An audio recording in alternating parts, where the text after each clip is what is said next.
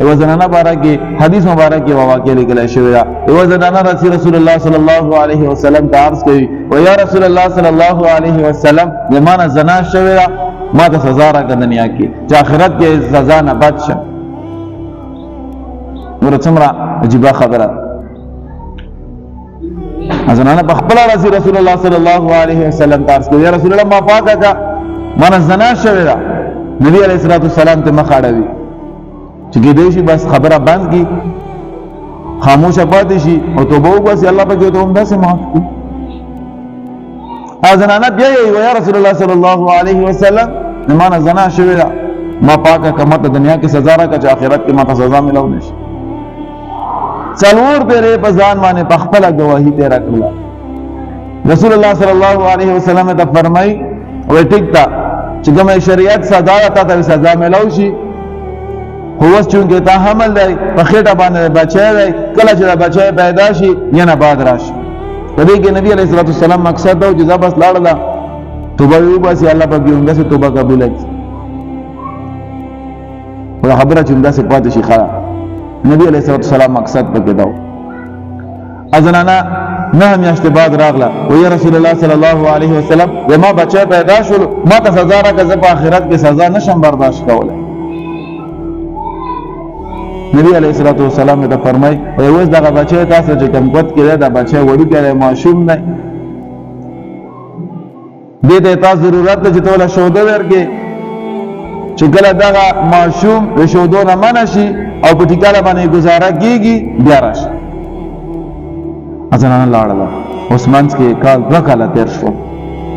2 کاله بعد هغه زنانه ځان سره معصوم راولي لاس کې ګله رسول الله صلی الله علیه وسلم ته عرض کوي یا رسول الله لاس کې ګله په ګله گزاره کیږي ما ته سزا راکړه زه په آخرت کې سزا نشم برداشت کولی. هغه تر د آخرت غم فکر هغه نه بعد هغه د شریعت موافق سزا ملاو شو سنگسار شوله.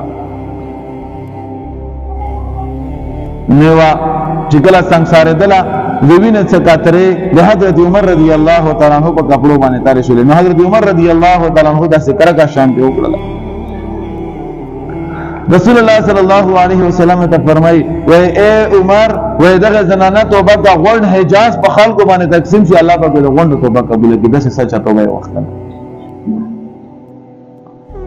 داسې زورنه توبه دې وختله ځکه دې سره د آخرت غم و اسنا آخرت کې الله پاک زنا سزا را ترانه کی دار و سره د آخرت. نن سبا زما عزت مندو زموږ سره د آخرت غم او فکر سره شته دنیا پسې منډې دي. موږ درېمه درجه کې یو کتاب و نفحة العرب د هغې کې یوه واقعه لیکلې وه وایي سیند په غاړه باندې یو کس چا ځمکه په اجاره باندې ته اخېسته په کریا باندې ته اخېستله نو اګریمنټ یې ورسره لیکل وایي کالونو چې کله یې د ځمکه اخېستله نو اګریمنټ یې ورسره 300 کاله ولیکلو چې 300 کاله پورې دغه ځمکه یې ما وي بیا 300 کاله بعد یې سره بل اګریمنټ لیکو. هغه کس چې چا سره اګریمنټ لیکلو وایي هغو ته خبره وکړه چې اسرائیل علیه السلام سره یې اګریمنټ لیکلی 300 کالو که څنګه چې دی 300 کالې لپاره ځمکه نسي ته 300 کالې لپاره ژوندی وایي چې دومره اوږد سوچ ته ورته کړی دی.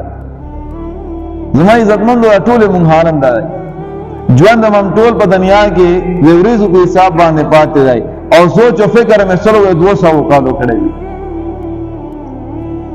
زما عزتمند موږ د دنیا سوچونه کوو دنیا فکرونه کوو چې د کېږو موږ دنیا سوچ کې دومره دنیا سوچونه وکړو چې ټوله شپه په خوب د دنیا وي.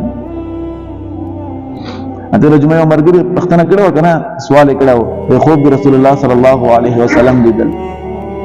موږ ته رسول الله صلی الله علیه وسلم نو چې موږ په ټول ورځ کې رسول الله ذکر نه کوو دا چې ته چې ذکر کوي چې بار بار یادوي ته چې سره مینه محبت وي هغه ته په خوبونو کې ویني. نو موږ په خوبونو کې هم ګاډي او بنگلې ویني په خوبونو کې هم چې کوم دنیا سوچونه کوو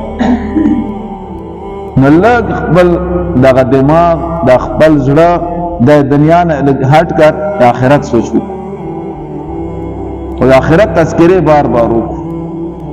نو خبره مقصد مې دا و چې د جمعې بیانونو کې مونږ د آخرت ذکر بار بار پدا کوو یا د ګناهونو متعلق بیانونه بار بار ذکر کوو چې مونږ ته الله جل جلاله په دې باندې عمل توفیق راکړي دا خبره په زړه کې ځای ونیسي.